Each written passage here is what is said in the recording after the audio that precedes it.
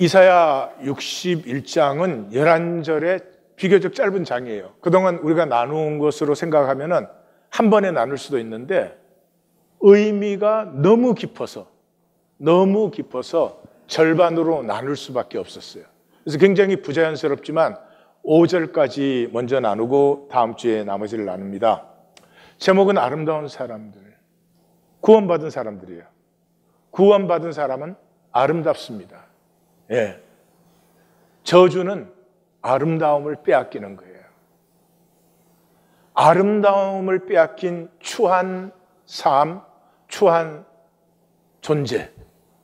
그것은 아무도 원하지 않는 것이에요. 무엇보다도 아름다움을 뺏겨버리면 행복이 없어요. 행복이 없어요. 욕심은 채우고 이익은 채울 수 있지만 자기를 아름답게 느낄 수는 없어요. 그래서 오늘 말씀이 우리 모든 성도님들에게 복과 구원이 되실 것입니다.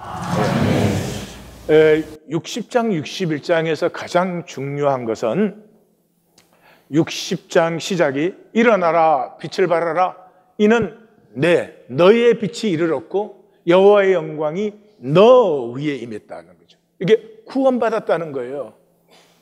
종교인은 이건 막 빛, 영광 이러니까 이거 막 어마어마한 특별한 사람들의 얘기인가? 아니요. 구원받은 자예요.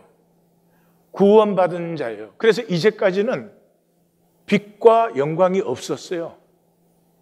어둠을 살았고 수치를 살았어요. 이제 너희가 구원받았기 때문에 아름다움을 살아라. 뭐가 아름다워요? 생명이 아름다움이죠. 생명을 살아라 하는 것이에요. 그러니까 계속 종교의 거짓으로 사는 건 너무나 억울한 일이에요. 너무나 억울한 일이에요. 종교에서 인정받는 것도 쉽지 않아요. 예. 그러나 그것은 스스로 자기가 피어나는 은혜를 다 막고 폐해버리는 너무나 억울한 일이에요.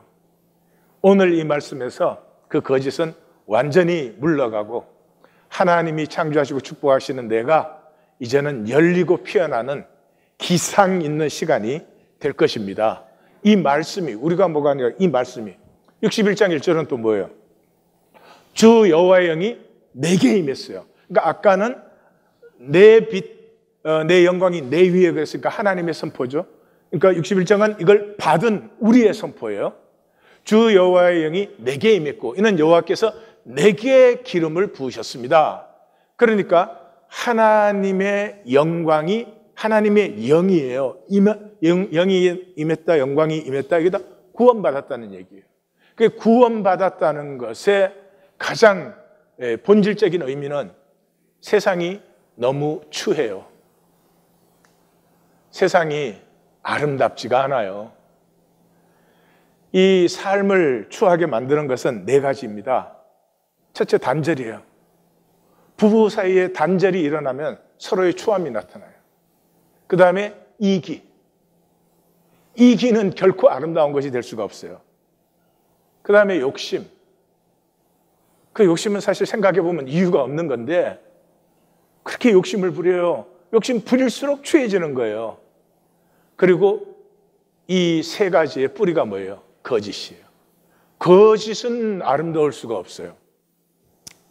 그래서 이 하나님의 구원이 임했다, 영광과 영을 받았다, 그것을 다른 말로 하면 기름 부으심을 받았다. 기름 부음을 받는 이유는 보내시기 위해서요. 그래서 사명이 선포되는 것이죠. 그래서 오늘 본문은 나는 어떤 사람이 되어 어떤 삶을 살 것인가의 답이에요. 이건 구하는 자에게 답이에요. 자기가 없는 사람 뭐밖에 없어요? 욕심밖에 없어요. 무조건 많이 가지고 싶어. 무조건 잘 되고 싶어. 무조건 남보다 나아야 돼. 이거는 정말 어처구니예요. 그건 정말 어처구니예요. 예. 성석재 씨 소설에 그 마을에는 어처구니가 산다. 그런데 정말 이 세상에 어처구니들이에요. 내가 누구냐? 내가 왜 창조되었느냐? 왜 이 시대에 이런 모습으로 보냄을 받았느냐 하는 이 나됨이 있는 사람은 이 내 삶의 모든 것을 통해서 나됨을 피웁니다. 그 나됨은 하나님 창조하신 것이니까 결국 아름다워집니다. 예, 그것을 버리면 추해지고 답답해지죠. 왜 저렇게 살까? 이 말씀을 성도님들이 만날 수 있을까? 만나기 어려울 것이다. 그렇게 생각했어요. 근데 이번 주 말씀 만나기 위해서 제가 너무 깜짝 놀랐습니다. 우리 성도님들의 표현이요. 이 본문을 읽고 그 주제를 나누라 그러니까 내가 나되어 가난하고 상하고 포로되고 갇힌 자를 위로하는 나 되고 싶다. 그런 나를 부르는 말씀이다. 나는 회복된 제사장이다. 남은 자다. 이제 나의 삶은 고치며 선포하는 삶이 되기를 원한다. 예수 십자가의 사랑으로 구원받은 내가 이 땅에 남기고 갈 나의 예수. 감격적이고 또 감사하고 기뻤습니다. 잘 살고 싶으시죠? 우리는 잘 살아야 됩니다. 그것이 하나님의 소원입니다. 근데 잘 살고 싶으시면 구원 받으십시오. 거듭나십시오. 구원 받지 않고 잘 사는 것 없습니다. 돈을 좀 더 가질 수 있어요. 그게 꼭 복이 안 되는 수도 있어요. 예, 출세하고 성공할 수도 있어요. 그게 아무런 행복이 안 될 수도 있어요. 잘 살고 싶으시면 구원 받으세요. 구원 받은 사람은 생명의 빛이 바라고 아름다워요. 아름다운 사람은 행복해요. 모든 것 속에서 어려울 때도. 이병철 회장님이 가난한 의식으로 가난을 벗어날 수 없다. 참 이루어 본 사람만이 보는 거예요. 의식이 가난한 사람이 그건 다 세상 것 가져도 여전히 가난해요. 잘 살고 싶으십니까? 하나님의 가슴을 받으십시오. 하나님의 말씀을 받으십시오. 하나님의 의식으로 충만해지십시오. 네. 오늘 본문은 사람의 신비, 그 섭리의 신묘막측하심, 시편 139편, 신묘막측하심. 그러니까 하나님이 나를 창조하시고 좋았더라, 심히 좋았더라고 했는데 그 경탄의 아름다움이 구원받으면 나타나죠. 예, 창세기 3장에서 우리가 잃어버렸잖아요. 하나님과 단절되면서 잃어버린 그 창세기 2장의 경탄이 다시 나타나는 것이죠. 그래서 오늘 1절에서 3절까지는 사람 창조의 완성이에요. 다시 그 하나님이 창조하신 아름다움이 회복된 그것이 정체성이에요. 남은 자들, 구원받은 자들 또는 거듭난 자의 정체성이에요. 4절, 5절은 4절에서 7절까지가 너희의 부르심인데 오늘은 상반부만, 사명의 상반부만 보도록 그렇게 하겠습니다. 그래서 기억하셔야 될 것은 종교는 이렇게 속여요. 예, 이 남은 자는 특별한 자들이다. 예, 하나님의 영이 임하고 영광이 임하고 기름 부음을 받고 이건 특별한 사람들이다. 그래서 우리는 못 그래. 이 종교예요. 아니, 이건 그냥 구원받은 자는 당연히 하나님의 생명, 하나님의 영광이 당연히 회복되어 있는 것이죠. 그래서 이 남은 자나 구원받았다는 말은 무슨 특별한 자가 아니라 역사는 소멸되는 것이에요. 역사의 이 모든 현상은 아무리 어떻게 보여도 다 소멸되는 것이에요. 그것이 다 소멸된 후에 남는 사람들이 있어요. 하나님의 영혼을 가진 자, 하나님의 영원한 생명이 피어난 자들. 그것이 남은 자들이고 그것이 구원받은 자들이고 특별한 자가 아니다. 왜냐하면 종교는 그건 특별한 자들이니까 우리는 그렇게 못해. 이렇게 속이거든요. 절대로 아닙니다. 자, 주 여호와의 영이 내게 임하셨으니 요 한 구절로 1시간 내내 얘기할 수 있습니다. 그만큼 깊은 것이에요. 창세기 2장 7절이 하나님이 사람을 흙으로 창조하시고 생기라고 했는데 기가 영이에요. 락 하는 이 의성어예요. 바람을 표현하는. 그걸 코에 불어넣으시니까 생명이 되었다. 그 생명이 하나님과 단절됨으로 생명이 아니죠. 죽은 삶을 살고 있어요. 죽었다. 세상에 떠내려가는. 결코 자기 것도 아니고 자기가 원한 적도 없는 욕심으로 살아가요. 난 욕심으로 살 거야. 나는 평생을 욕심으로 살고 싶다. 이런 사람 아무도 없어요. 그런데 모두가 욕심으로 살아요. 왜요? 생명이 없이 죽었으니까, 떠내려가고 있으니까. 그 생명의 존재로 다시 회복된 것이죠. 생명의 존재는 간단합니다. 자기 선택을 살아요. 내 생명이 있으니까 내가 싸울 싸움, 내가 달려갈 길, 내가 지킬 믿음이 분명한 거예요. 내가 선택한다 이 말이에요. 그래서 모세 오경의 총결론에 생명을 택하라 그럴 때는 생명 택할 수도 있고 안 택할 수도 있는데 그중에서 생명을 초이스가 아니에요. 생명을 택하라 그 말은 생명의 선언이에요. 나는 세상에 떠내려가는 자가 아니다 하는 것이죠. 그러므로 선택은 반드시 진실이에요. 거짓을 선택하는 사람은 이 세상에 없어요. 대부분 욕심으로 살지만 욕심은 선택하지 않아요. 그냥 사로잡히는 거예요. 내 것인 적이 없어요. 아무도 나는 욕심으로 사는 사람이 된다. 내 자식은 욕심 덩어리로 만들 것이다. 그런 사람 없다 이 말이에요. 그래서 내게 임하신 것은 뭐 때문에 임했어요? 59장 12, 13절에 이 깨어진 고백 때문에 임했죠. 그래서 우리가 9번의 우리 아시죠? 우리의 허물이 허다해서 우리의 죄가 우리를 쳐서 정언합니다. 우리의 허물이 우리와 함께하니 우리가 죄악됩니다. 우리가 압니다. 우리가 여호와를 배반하고 속였으며 우리는 불순종하고 패역합니다. 이 총결론이 뭔 줄 아십니까? 거짓말을 잉태하나이다. 평생 거짓말 만드는 게 인생이에요. 이 세상에서 물론 진실을 말할 수 없습니다. 거짓말 할 수밖에 없습니다. 그럼 뭐냐는 거예요. 아파야 되는 것이에요. 아파야 되는 것이에요. 나만이 아니고 거짓이 아니면 살 수 없는 이 세상이 너무나 슬퍼야 되는 것이에요. 그게 하나님의 사람이지 모두가 거짓되니까 날개 달고 막 거짓 그런 짓 하면 안 된다 이 말이에요. 이는 여호와께서 내게 기름을 부으사 영과 영광이 임한 이유가 뭐예요? 기름을 부으시기 위해서. 기름은 다스리는 자에게 부으는 거예요. 그래서 왕과 대제사장에게 기름 부음을 해요. 그런데 기독교 교리는 왕과 대제사장과 선지자에게 기름 붓는다 뭐 그래갖고 다 가르쳐.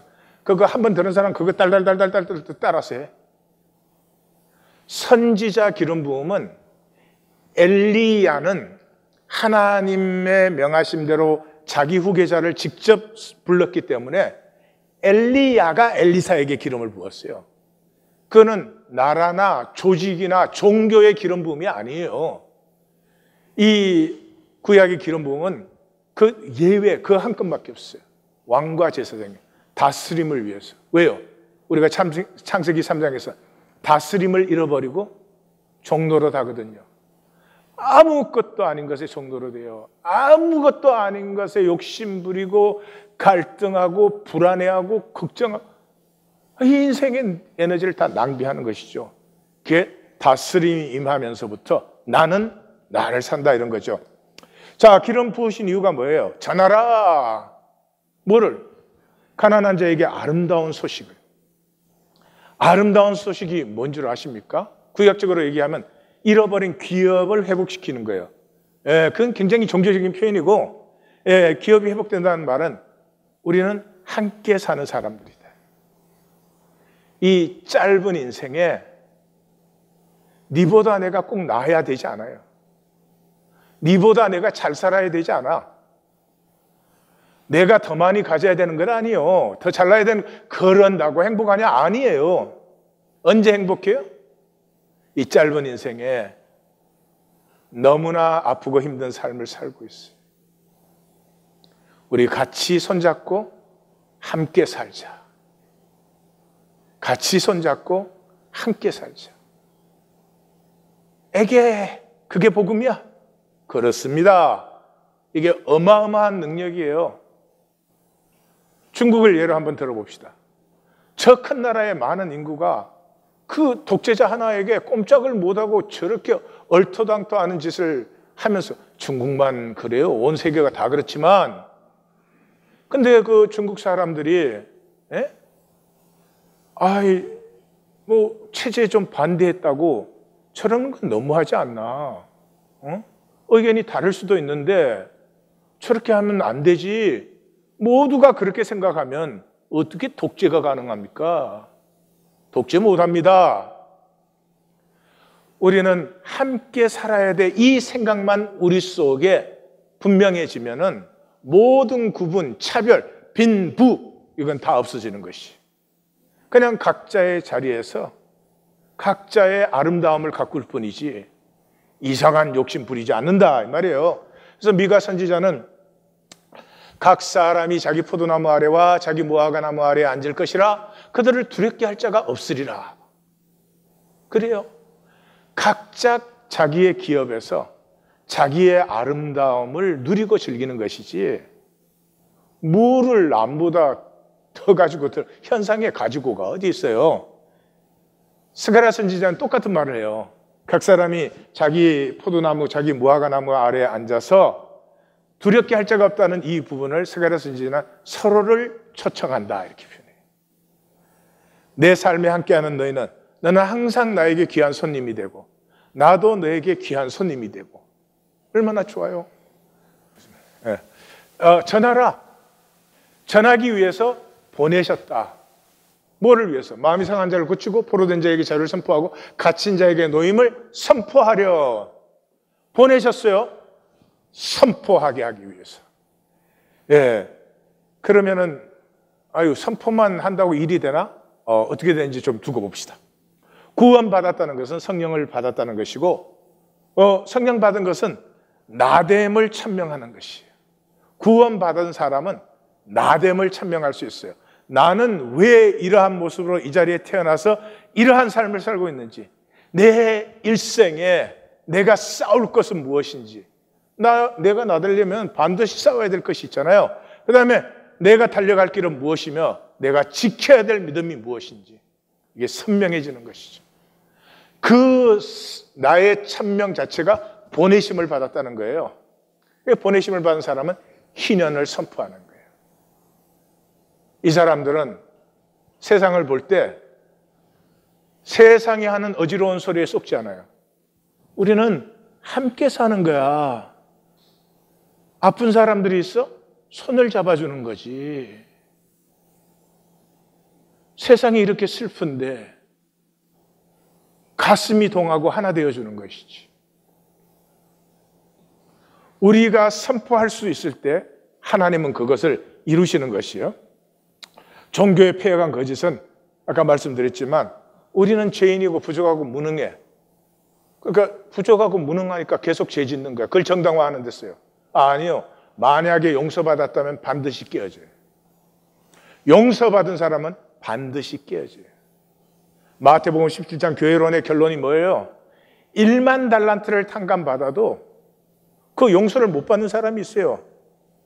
자기에 사로잡혀서. 그래서 100데나리온 그 동관의 멱살을 잡는 거예요. 그 큰 은혜를 받고 깨어짐이 없어요. 끝까지 자기 마음대로 살아. 끝까지 좁쌀 같은 내 세계를 지키는 거죠. 여호와의 은혜와 우리 하나님의 보복의 날을, 여호와의 은혜에 의해, 은혜의 반대는 보복이에요. 하나님이 보복하시는 게 아니에요. 하나님의 창조하시고 운행하시는 원리, 말씀이 있어요. 그걸 안 받으면 안 받는 결과가 임하는 거예요. 보복이라는 것은. 평생의 말씀을 다 폐해요. 평생의 말씀을 들었는데 그걸 다 폐한다고요. 우리의 삶엔 하루에도 수십 번, 수백 번의 용서를 받습니다. 그 용서를 다 폐해요. 그 한 번 가슴 깨어지지 않고. 하나님이 우리를 창조하시고 부르셨는데 하나님의 그 많은 은혜를 다 폐해버려요. 그럼 남는 게 뭐예요? 하나님을 다 폐했으니까 은혜가 다 폐해진 그 반대의 결과만 남는 거죠. 하나님의 보복의 날이에요. 하나님의 보복이에요. 우리 중에 하나님의 보복을 원하는 사람은 없겠죠? 하나님의 보복이에요. 모든 악과 거짓은 보복을 받습니다. 악은 선이 아닌 것이에요. 종교인들은 자꾸 속여. 나는 뭐 선하지는 않지만 악하지도 않아. 선이 아니면 악이에요. 진실이 아니면 거짓이에요. 그것은 반드시 보복받습니다. 속죄소에 제물의 피로 덮은 같이 깨어진 가슴을 품어 안는 하나님의 은혜에 품음받지 못하면 끝까지 내 마음대로, 끝까지 내 길, 끝까지 내 세계 지키시는 건 하나님을 대적하는 것입니다. 65장에 가면 1절에서 16절까지가 마지막으로 이 말씀의 약속이 이렇게 흘러가는데 끝까지 안 받는 사람들이 나타나요. 그 65장 1절에 16절이에요. 거기에 이렇게 되어 있죠. 자기 생각을 따라 끝까지 자기 생각으로 살아요. 그 생각이 깨어지면 얼마나 좋을까? 하나님이 분명히 불렀어요. 패역한 우리를 은혜로 불렀는데 그 부르심을 외면해버려요. 그리고 이 모든 것은 기록되어 있어요. 종이의 기록이 아니에요. 하나님의 가슴과 우리의 가슴에 기록이 되어 있어요. 절대로 좁쌀씨만한 것이라도 속일 수 있고 가릴 수 있다고 생각하시면 천만의 말씀입니다. 종교는 돌이켜야 됩니다. 종교는 주워들은 것의 조합이에요. 그리고 에고의 자기 종교예요. 저 방점 찍은 건 저게 다 전부 자기중심적이에요. 일단 주워들을 때 제대로 들은 게 없어요. 성경 한 기절 줘도 그 제대로 풀이를 못해요. 적당히 주워들어서 그나마도 내가 듣고 싶은 것으로. 그걸 또 조합하는데 내 마음대로 조합해요. 천국도 내가 만든 천국, 지옥도 내가 만든 지옥. 그걸 에고가, 거짓된 자아가 조합해서 자기 종교를 만들어요. 종교인들은 각자 속에 하나씩의 종교가 있어요. 예, 절대로 같지 않습니다. 그러니까 싸우지 만나면. 자기 종교니까 자기는 아주 자동 구원되어 있어요. 그러니 말씀을 결코 받지 않습니다. 말씀 받으면 깨지니까. 이 종교의 유일한 소망은 스스로 속인 것이기 때문에 스스로 돌이키면 다른 것이 없습니다. 우리의 선택입니다. 내 일생은 우리의 선택이에요. 우리가 선택한 것이고 선택하고 있는 것이에요. 우리 분명히 압니다. 의를 알고 임재를 알고 섭리를 알고 세상 나라도 알고 하나님 나라도 압니다. 심판도 압니다. 그럼에도 불구하고 종교인은 세상을 선택한 사람들이에요. 로마서 2장에서 사도 바울은 이렇게 말합니다. 혹 내가 하나님의 인자하심이 너를 인도하여 회개하게 하심을 알지 못하여 그 인자하심과 용납하심과 길이 참으심과 풍성함을 멸시하느냐? 네가 하나님의 인자하심을 몰라서 그 은혜를 다 패해버리느냐? 아니라는 거죠. 다만 내 고집과 회개하지 아니한 마음을 따라. 성경이 우리에게 있습니다. 이 수많은 말씀의 선포가 있었습니다. 그런데 고집과 회개하지 않은 마음 때문에 진노의 날에 임할 진노를 쌓고 있습니다. 그 행한 대로 보응 받을 것이라. 이렇게 증거받음이 그래도 복입니다. 증거 받으시기 때문에 마음이 아프고 그래서 스스로 고백하고 선택할 수 있게 되는 것이에요. 저는 성도님들이 선택하시면 좋겠어요. 너희는 생명을 택하라. 아멘. 선택하십시오. 아멘. 마귀 세상에 속지 말고 선택하십시오. 아멘. 예, 하나님에게 고백하십시오. 하나님, 나는 생명을 살겠습니다. 나는 내 거짓을 버리고 하나님의 영을 받기를 원합니다. 구하십시오. 나는 진실을 살고 싶습니다. 거짓되게 더 이상 살고 싶지 않습니다. 고백할 수 있어요. 증거를 못 받는 사람은 어떻게 된다고요? 로마서 2장 15절에 나오잖아요. 그 사람들은 양심의 법에 의해서 심판을 받습니다. 양심의 법대로 사는 것 극히 드물고 어렵습니다. 이렇게 증거를 받는 것이 복입니다. 오늘 증거 받았으니 아프고 깨어진 가슴으로 하나님 앞에, 하나님, 내게 하나님의 영을, 하나님의 영광을 부어 주시옵소서. 내가 생명을 피우겠나이다. 선택하시는 오늘이 되십시오. 아멘. 선택하십시오. 평면을 살 것인지 이 평면 속에 본질을 피울 것인지. 이 말씀을 준비하면서 제가 43년 전에 부르심을 받았습니다. 그때는 무척 싫었습니다. 아니 왜 나를 보고 목사가 되려는 거야? 참 목사 진짜 싫었습니다. 입으로만 사는 사람들. 쌀 한 톨 피워내지 못하면서 온갖 구름 잡는 얘기는 다 해야 되고 정말 싫었어요. 그래서 부르심을 받고 6개월을 울었습니다. 6개월을 울었어요. 근데 하나님께서 깨우친 말씀이, 저를 부르신 말씀이 요한일서 2장 15절에서 17절이에요. 이 세상이나 세상에 있는 것들을 사랑하지 말라. 누구든지 세상을 사랑하면 아버지의 사랑이 그 속에 있지 아니하네. 사람 속에 하나님의 사랑이 있는 것과 없는 것은 얼마나 큰 차이를 만들어낼까요? 이는 세상에 있는 모든 것이 다 아버지께로 쫓아온 것이 아니요 육신의 정욕과 안목의 정욕과 이생의 자랑이니 헛된 자랑거리 만드는 거예요. 다 아버지께로부터 온 것이 아니라 세상으로부터 온 것이라. 이 세상도 그 정욕도 지나가되 오직 하나님의 뜻을 행하는 자는 영원히 거하느니라. 이 말씀으로 저를 불렀고 6개월을 울고 밥 먹을 때, 길 갈 때, 강의 듣고 있는데 무차별로 이 말씀이 나를 공격하는 것이에요. 그리고 받은 지 만 1년 만에 이 말씀에 제가 깨어졌습니다. 그래서 제 말씀을 다 종합하면 한마디로 이거예요. 지나가는 헛된 현상에 욕심 부리지 말고 본질을 피우세요. 이 말씀입니다. 선택하십시오. 계속 평면 보이기를 할 것인지 아니면 이 현상의 삶에 이 육체의 삶 속에 내 본질을 피울 것인지. 선포하여 모든 슬픈 자를 위로하되.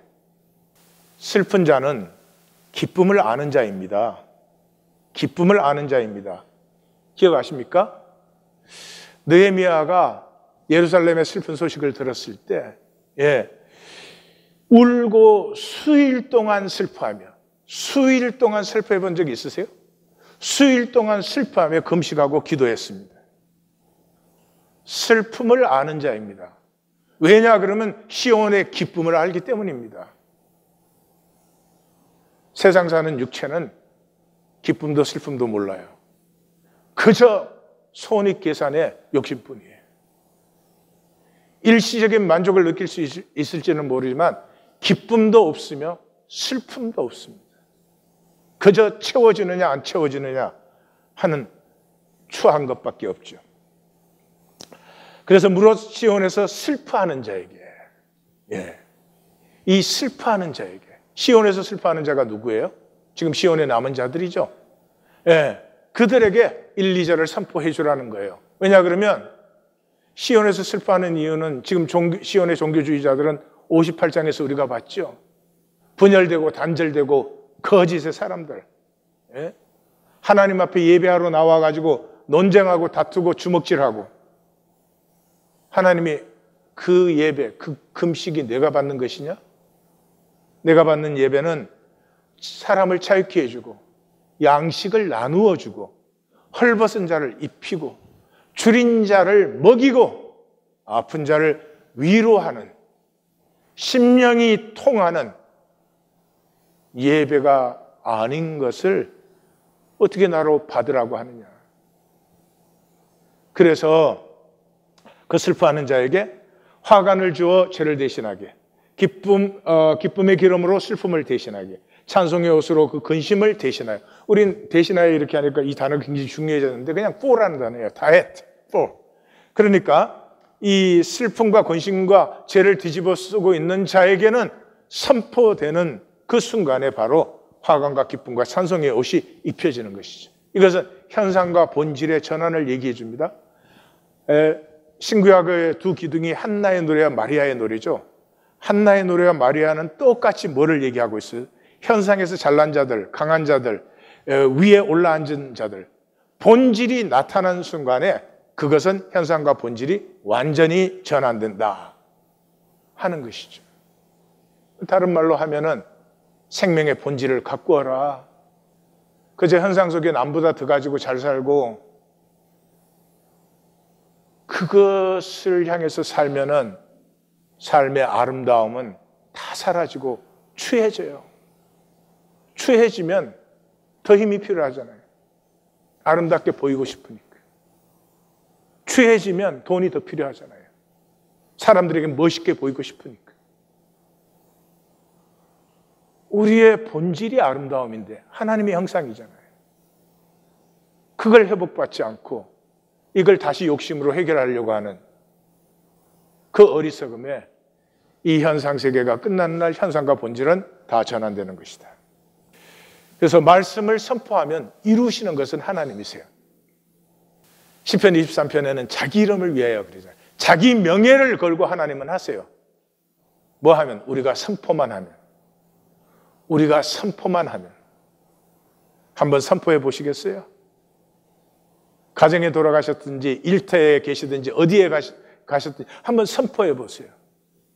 우리 함께 사는 것입니다. 잘나고 못나고 그렇게 중요하지 않습니다. 우리 아픈 사람, 슬픈 사람에게 함께 해주는 것입니다. 한번 선포해 보십시오. 그것을 선포할 수 있는 용기가 우리의 가슴에 있으면 그 말은 권세를 갖기 시작합니다. 그리고 그 선포가 선포되는 순간에 사람들은 부끄러움을 느낄 것입니다. 그렇지 못한 자신에게 슬픔이 느껴질 것입니다. 구원의 출발이에요. 슬픔이 느껴지는 것입니다. 그래서 하나님은 그랬죠. 내가 이루는 것은 반드시 이룬다. 이걸 55장에서 자세히 말씀하셨어요. 1820 데일리 브레드는 살아계신 하나님의 말씀을 선포하고 고백하는 것이에요. 1820 데일리 브레드 순에 모이시면 하나님을 선포하세요. 우리 함께하는 사람들입니다. 우리 아픔의 자리에 손잡아주는 사람들입니다. 를 고백하세요. 그게 또 인간이 뭘 하는 줄 아는 이 종교인들은 불신에 완전히 사라져. 이런다고 되나? 모인다고 되나? 코론이 안 되지? 정말 불쌍합니다. 임재 하나님을 전혀 못 느끼는 심령. 너무 불쌍합니다. 그들은 의의 나무 곧 여호와께서 심으신 파해를 나타낼 자라 일컬음을 받게 하려 하십니다. 예, 우리가 하나님의 그 아름다운 뜻을 선포하기 시작할 때 우리의 가슴은 깨어지는 것이고 우리가 선포하는 말에 우리가 아픕니다. 우리가 깨어져요. 그래서 하나님의 그 좋았더라 파일이 현현되는데 그때가 하나님의 형상이 피어나는 것이죠. 그러므로 하나님의 형상은 무엇입니까? 깨어진 가슴만 품을 수 있는 깨어진 아픔이에요. 다시 말씀드려요. 하나님의 형상은 삐까뻔쩍한 게 아니고요. 아픔과 슬픔을 보면 가슴이 열려 품는 가슴이 하나님의 형상이다.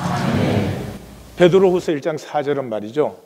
이게 하나님의 약속 중에는 보석이에요. 보석 중에 보석이에요. 우리를 하나님의 성품에 참여하게 하셨어요. 이 말씀이 두려워갖고 신의 성품에 또 개혁개정은 신성한 성품 모르니까 애매모호한 거지. 아니요. 우리는 하나님의 성품에 참여할 자들이에요. 베드로서 1장 4절은 꼭 암송하시고 아픈 자리, 슬픈 자리 심지어는 그 아픔 때문에 거짓되고 악해진 자리까지도 위로하고 품을 수 있는 생명 기운으로 충만하십시다. 그것이 믿는 것이고 그것이 신앙이에요. 4절에서 7절까지는 아닥사스를 통한 중건을 얘기해요. 근데 여기 주제는 제사장 된 남은 자들이에요. 근데 이제 4절, 5절 상반부만 하는데 4절은 그들은 오래 황폐했던 곳을 다시 쌓을 것이며 옛부터 무너진 곳을 다시 일으킬 것이며 황폐한 성읍 곧 대대로 무너져 있던 것을 중수할 것이며, 이거 지금 아닥사스다가 하나님에게 부름받아서 하는 일이에요. 그러니까 페르시아는 하드웨어를 회복해요. 그 하나님이 이 페르시아를 이용해가지고 이 하드웨어를 고치시는 이유는 소프트웨어가 중요한 것이죠. 그 소프트웨어는 뭐냐 그러면 남은 자들의 깨어진 가슴이에요. 남은 자들의 깨어진 가슴. 아픔과 슬픔을 보면 같이 아파하고 심정이 통하고 함께하는, 이건 하나님이 만들 수가 없는 것이죠. 근데 제사장이 아픔의 공감이 없으면 그건 제사장이 아니지. 우리 죄를 위해서 제물을 잡는데 그 우리 때문에 죽는 제물에 대해서 아픔이 공감돼야지. 이거 빨리 제사 끝나고 바비큐해서 먹자. 그게 종교지, 그게 종교. 그러면 안 되죠. 그래서 이 고레스를 통해서 하나님께서 이 하드웨어를 회복하신다는 게 44장, 45장에 나타나고 에스라 7장에는 아닥사스다를 통해서 또 하나님이 하시는 게 나타나죠. 5절, 외인은 서서라는 건 목자를 얘기해요. 목자는 항상 서 있어야 돼요. 목자가 앉으면 양이 도망가도 안 보이지. 그래서 목자는 항상 서서 있는 거예요. 그래서 지팡이를 짚고 있는 건데, 그 너희 양떼를 찢으시오. 이방 사람들은 너희의 농부와 포도원지기가 될 것이 우리 말씀 만나기 잘 보셨더라고요. 그러나 6절이 어떻게 시죠? 오직 너희는 여호와의 제사장이에요. 그러니까 하나님 뭐해요? 5절에서는 그동안 유다가 망해가지고 황폐했잖아요. 황폐했으니 농사 짓는 사람이 없었죠. 그러니까 농부가 없었어요. 한 세기 이상이니까 농사를 아무나 짓는 게 아니에요. 포도원 지기를, 포도원 갖고서 어떻게 와인을 만드는지, 어떤 기후에는 어떤 와인을 아는 사람이 없어요. 그 다음에 목자가 없어요. 그 노동력은 하나님이 다 공급하신다. 그런데 하나님이 공급하지 못하는 것은 뭐예요? 오직 너희는 여호와의 제사장이 되어라. 그게 하나님께서 대체할 수 없는 것이죠. 예. 이 제사장이 누구냐 하는 것은 두말할 것도 없죠. 예수 그리스도에게서 제일 잘 보죠. 제사장이 누구예요? 아픈 가슴으로 품은 깨어짐. 우리의 삶은 다 깨어져 있어요. 가정마다 아파요. 상처가 없는 가정이 어디에 있어요? 예수님의 십자가는 모든 죄와 죄악을 품어 안으셨잖아요. 그 품음을 받을 때 내가 깨어집니다. 우리는 깨어져라 그래서 절대로 깨어지지 않습니다. 은혜를 받을 때 깨어지는 것이지. 그러므로 나됨은 깨어짐에서, 아픔에서 피어나는 향기예요. 내가 만드는 것이 아니에요. 여러분, 독은 죽지 않은 게 독이에요. 죽지 않은 건 독이에요. 우리 음식은 다 죽은 걸 먹잖아요. 날 것을 함부로 먹다가는 큰일이 나는 것입니다. 죽지 않은 아내, 죽지 않은 남편, 죽지 않은 부모, 자식에게 독이에요.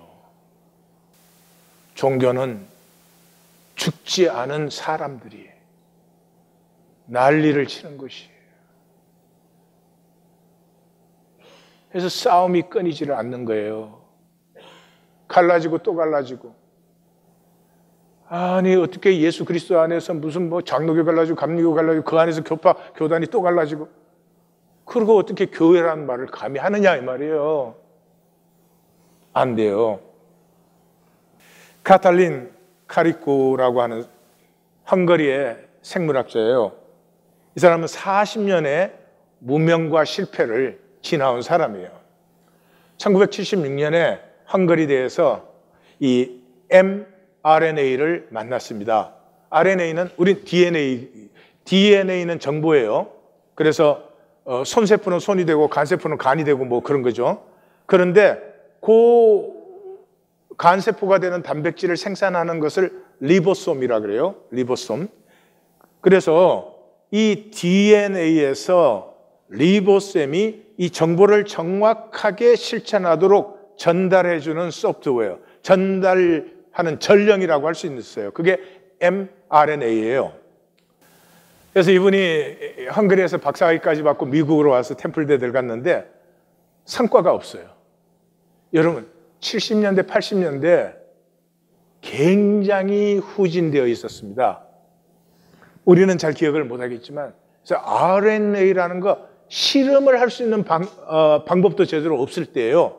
그래서 성과가 안 나니까 쫓겨났어요. 그래가지고 펜대 연구원으로 들어갔어요. 굉장히 격화된 거죠. 그랬는데 이 펜대에서도 그냥 놔두지를 않아요. 이 뭐 결과가 안 나오니까. 그래서 퇴직을 강요하고 직위강등을 시키고 그랬어요. 그러니까 뭐 사람이 죽을 지경이죠. 근데 그때 이미 또 암이, 그렇게 어려우니까 암이 걸리지, 암투병을 하고 있었습니다. 근데 그게 자그마치 30년이에요. 우리 말로 하면 쉽죠.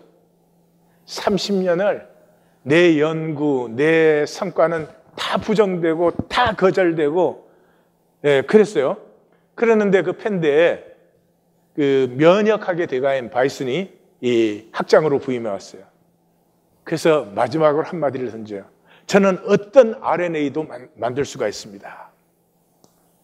그래서 이 연구 때문에 사실 면역 체계를 개발해내는 데는 최소한 10년 걸려요. 근데 이번 코비드-19에 1년 만에 면역을 개발해냈잖아요. 그 이유는 이 mRNA를 통해 가지고 이걸 시험관에서 배양하는 건 1년밖에 안 걸려요. 그걸 인체에 넣어서 인체가 스스로 바이러스가 되는 단백질을 생성하게 만들었기 때문에 1년 만에 면역체계가 생긴 거예요. 영상 한번 보십시오. 당신이 하는 연구는 시간 낭비입니다. 그 쓸모없는 연구를 계속한다면 지위를 강등하고 연봉도 삭감하겠습니다. 펜실베니아 대학이 카탈린 카리코에게 최후의 통첩을 내렸습니다. 나쁜 소식은 여기서 끝이 아니었습니다. 건강에 문제가 있는 것 같았던 그녀에게 의사는 충격적인 소식을 전하게 됩니다. 암에 걸리셨습니다. 영주권 취득을 위해 고국 헝가리에 잠시 돌아갔던 남편마저 비자 문제로 발이 묶여버렸습니다. 이런 힘든 상황 속에서도 카탈린 카리코는 선택했습니다. 암 치료를 이어나가면서도 쥐꼬리만한 월급을 받더라도 그리고 주변 사람들이 아무리 조롱한다 해도 자신이 선택한 연구를 계속하기로 말입니다. 그 연구 바로 코로나19 백신을 탄생시킨 mRNA 연구였습니다. 1976년 학부생이었던 카리코는 헝가리 세게드 대학에서 처음으로 mRNA를 백신에 활용할 수 있다는 것을 알게 됐습니다. 그녀는 헝가리 세게드 대학 생화학과에서 RNA 합성과 RNA가 바이러스에 얼마나 효과가 있는지 활성을 평가하는 등의 연구를 하며 박사학위를 마치게 됩니다. 그렇게 자신의 꿈을 향해 한 단계 나아가던 그녀는 더 성공적인 연구를 위해 헝가리를 떠나 미국으로 건너가게 됩니다. 큰 기대를 갖고 템플대학교 박사 후 연구원이 된 그녀. 하지만 현실은 꿈꿔왔던 연구 생활과는 거리가 멀었습니다. 특히 그 지도교수가 그녀에게 쓸모없는 연구를 한다며 눈총을 주거나 자신이 원하는 연구를 하지 않으며 강제 추방하겠다고 협박을 하기도 했죠. 결국 의지의 카리코도 그곳을 버티지 못하고 펜실베니아 대학교로 이직해 연구를 계속 이어가게 됐습니다. 하지만 당시 mRNA 연구는 불모지나 다름없었습니다. 애초에 mRNA가 온도나 환경에 굉장히 취약해서 당시 기술로 다루기가 매우 어려운 물질이었죠. 안정성이 취약하기 때문에 표적세포에 도달하기 전에도 파괴될 가능성이 높습니다. 또 mRNA를 동물에 주입했을 때 심각한 염증 반응을 일으킨다는 것도 문제였습니다. 대부분의 과학자들은 이거 안돼 라며 하나둘 mRNA 연구를 떠났습니다. 그도 그럴 것이 당시만 해도 단백질이나 화학 합성 물질 같이 훨씬 더 안정적인 물질로 많은 의미 있는 연구들을 할 수 있었고 또 이런 연구를 통해 당장 큰 돈을 벌 수 있는 기회도 잡을 수 있었기 때문이죠. 하지만 카리코 박사는 mRNA에 대한 꿈을 끝까지 포기하지 않았습니다. 계속해서 대학과 정부에 연구 자금을 신청했고 벤처 투자가들이나 기업가들에게도 투자를 부탁했습니다. 하지만 모두가 거절. 그러던 1995년 결국 대학은 그에게 최후 통첩을 내렸습니다. 이 당시를 기억하던 카리코는 한 매체와의 인터뷰에서 이렇게 말했습니다. 보통 그런 상황은 너무 끔찍하기 때문에 사람들이 좌절하거나 포기하곤 하죠. 그래서 저 또한 다른 곳으로 가거나 다른 일을 하고 싶었지만 나한테는 이 연구가 전부인데 가긴 어딜 가. 계속해서 더 나은 실험을 하면 분명 할 수 있을 거야 라고 스스로에게 되뇌었죠. 이런 의지를 가지고 당시 카리코 박사는 강등된 고무된 직위와 엔지니어보다 못한 월급을 받으면서도 연구를 계속하기로 결심했습니다. 그리고 1997년 드디어 동료를 만나게 되는데요. 바로 미국 국립보건원 NIH에서 HIV 백신을 연구하던 면역학자 드루 바이즈만 박사가 펜실베니아 대학에 온 것입니다. 두 과학자는 이 연구에 대해 한 번도 의심한 적이 없다고 합니다. 결국 2005년 mRNA를 주입했을 때 염증 반응을 막을 수 있는 방법을 찾아냅니다. 카리코와 바이즈만은 굉장히 고무된 상태로 이 중대한 발견을 논문으로 발표하려 했습니다. 하지만 대부분의 저널에서 이 논문을 거절하게 되죠. 이 기술로 사업을 시작하려고 했지만 투자도 받지 못했습니다. 이렇게 대부분의 사람들이 이 연구 결과의 중요성을 알아보지 못하던 이때 모래알 속 숨은 진주 같은 연구를 알아본 두 명의 과학자가 있었습니다. 먼저 스탠포드대에서 포닥을 하고 있었던 데릭 로시는 얼마 전까지도 알려지지 않은 작은 회사였지만 이제는 지구촌 사람들이 모두 알만한 제약회사 모더나의 창립 멤버 중 한 명입니다. 그리고 그녀의 업적을 알아본 두 번째 사람은 카리코의 발표를 듣고 감명을 받은 의사 우구르 샤인입니다. 우구르 샤인은 바이오엔테크를 공동 설립한 사람이죠. 2013년 7월 우구르 샤인은 카리코에게 계속되는 지원을 약속하며 일자리를 제안합니다. 카리코는 그의 제안을 받아들이죠. 그녀가 펜실베니아 대학을 떠나 바이오엔테크에 합류한다고 하자 몇몇 사람들은 웹사이트도 없는 듣보잡 회사로 간다며 비꼬았습니다. 그러다 다가온 2019년 12월 30일 국제전염병학회에서 충격적인 보고서 하나가 올라왔습니다. 인구 1000만이 넘는 도시 우한에서 설명하기 어려운 폐렴이 급속도로 퍼져나갔는데요. 코로나19가 시작된 것입니다. 2020년 1월 10일 중국의 과학자들이 코로나 바이러스를 분리해내 유전자 서열을 발표합니다. 모더나와 바이오엔테크를 포함한 수많은 바이오 스타트업과 제약회사들이 곧바로 유전자 코드를 이용하고 설계해 백신을 개발하기 시작했습니다. 여기에 카리코 박사도 투입됐습니다. 그 결과 mRNA를 활용해 바이오엔텍은 빠르게 백신을 개발해내게 되었고 개발과 유통에 강점이 있는 글로벌 거대 제약사 화이자와 손을 잡고 화이자 바이오엔텍 백신이라는 이름으로 코로나19 백신이 인류에 공급되고 있습니다. 기존에 일반적으로 개발된 백신은 약한 바이러스나 죽은 바이러스를 주입해 면역력을 얻는 방식입니다. 하지만 mRNA 백신은 바이러스를 넣지 않습니다. 대신 바이러스의 스파이크 단백질을 만드는 지도를 넣어주는 방식이죠. mRNA가 몸속에서 안정적으로 있고 빨리 죽지 않도록 나노입자로 예쁘게 포장을 해서 인체에 배달됩니다. 과거에는 이렇게 실제 인체에 적용될 거라 생각지 못했던 혁신적인 방법이고 그 파급력이 지금 어마어마해서 과학자들은 이건 노벨상감이라고 벌써부터 들떠 있습니다. 그동안은 굴욕감을 느꼈지만 연구의 효용성에 대해서는 의심한 적이 없다. 다만 내 연구 결과가 승인돼서 실제 사용되는 순간이 오는 것을 볼 수 있을 만큼 오래 살기를 바랬다. 아픔에서 나뉩니다. 하나님이 이 땅에 아픔을 주신 이유는 아픔에서 나뉩니다. 아픈 세상에서 나됨이 분명한 사람은 그 모든 아픔에도 불구하고 결국 자기를 피워냅니다. 나됨이 없는 사람은 아픔이 두려워서 그저 욕심뿐입니다. 그냥 뭐든지 차지하려고 하고 뭐든지 더 많이 가지려고 하고 나는 항상 옳아야 되고 괴물이 되는 것이죠. 조르주 베르나로의 어느 시골 신부의 일기에 이런 부분이 있습니다. 평생 부패한 카톨릭 교권과 싸운 젊은 신부가 암으로 사망하고 있습니다. 사람들은 저 봐라, 교회에 대드니까 암도 걸리셨냐 이런 소리도 합니다. 근데 종부 성사를 집례하는 사제가 늦어집니다. 종부 성사라는 건 늦어서는 안 되는 건데 그 성직자가 늦게 오는 거예요. 왜냐하면 이 사람 힘도 없고 이 사람 다들 정죄하고 그런 사람이니까. 그러니까 그 친구가 옆에서 막 너무나 안타까워합니다.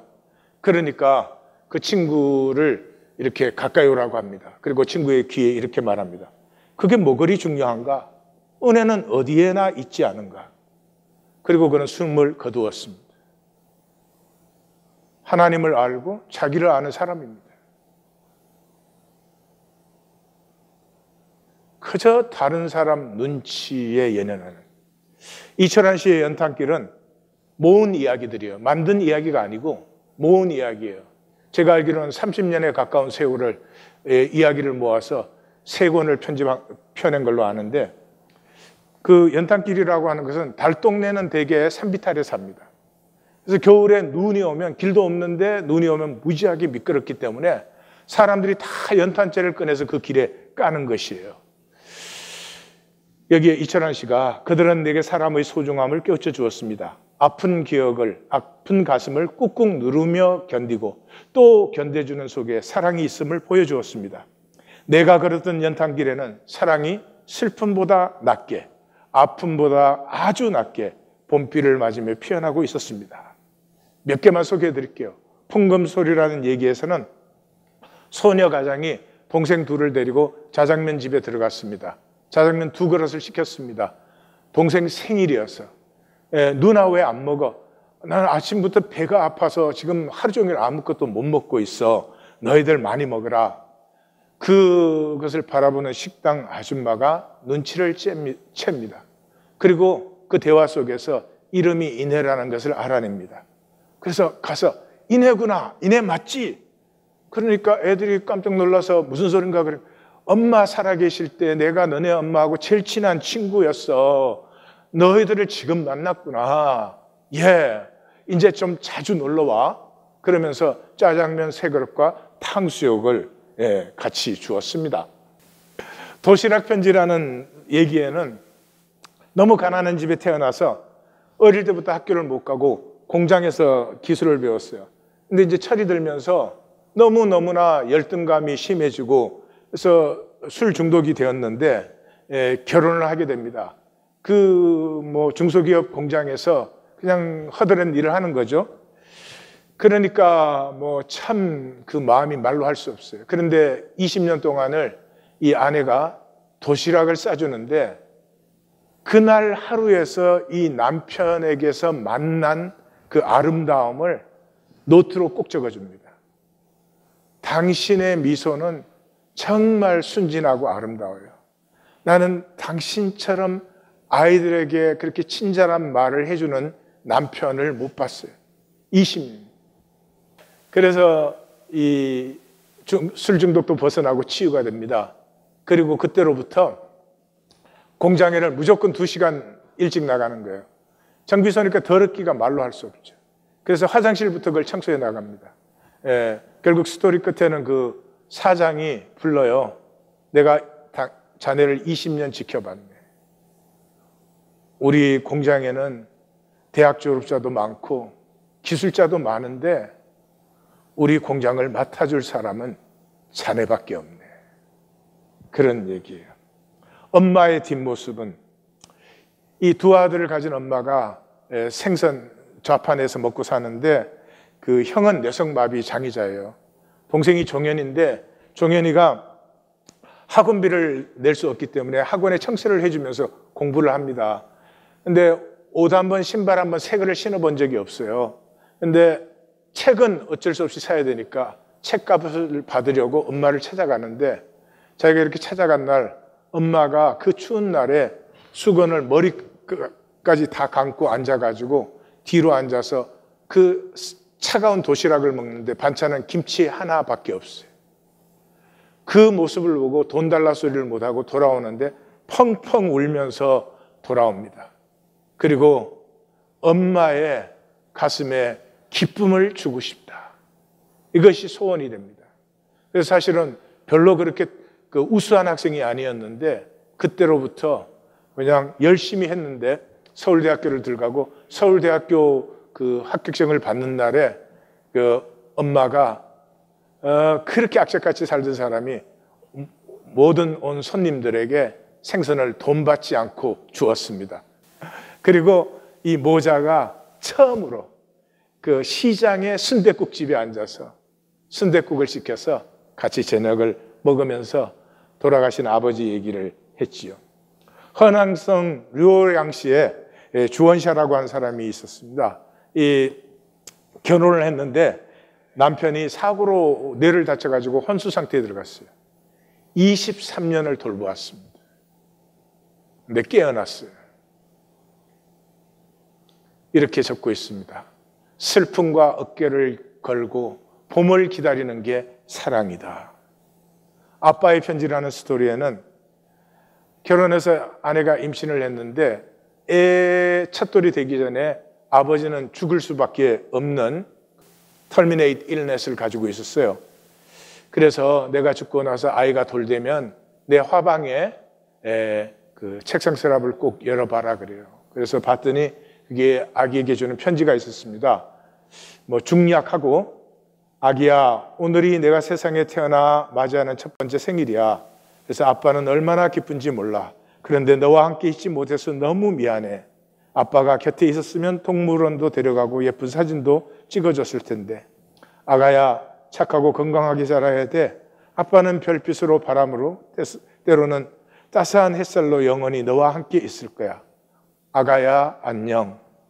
하늘나라에서 너를 너무 사랑하는 아빠가. 아픔이 없으면 아름다움이 없습니다. 타락한 우리에게 하나님은 아픔을 허락하심으로 아픔에서 나뉘게 하셨습니다. 아픔 때문에 허무한 욕심만 붙들어지고 내 것 챙겨야 되고 내 세계 지켜야 되는 사람들과 아픔 때문에 슬퍼하는 자들. 왜 이 세상은 이렇게도 아픔이 많은가? 왜 이 세상은 이렇게 슬픈 곳이 되고 말았는가? 가슴이 동하는 자들. 1820 데일리 브레드는 이사야서 61장 1절에서 3절을 선포하는 사람들이에요. 하나님의 영이 내게 임했고 하나님 내게 기름 부음을 주셨습니다. 왜요? 슬퍼하는 자에게 위로를, 상한 자에게 가슴 동하는 함께함을 나누라고. 그것이 교회입니다. 그것이 생명을 피우는 삶입니다. 생명 충만한 하나인 교회가 될 것입니다. 아멘. 기도하십시다. 우리 말씀을 기억하면서 간절히 기도하겠습니다.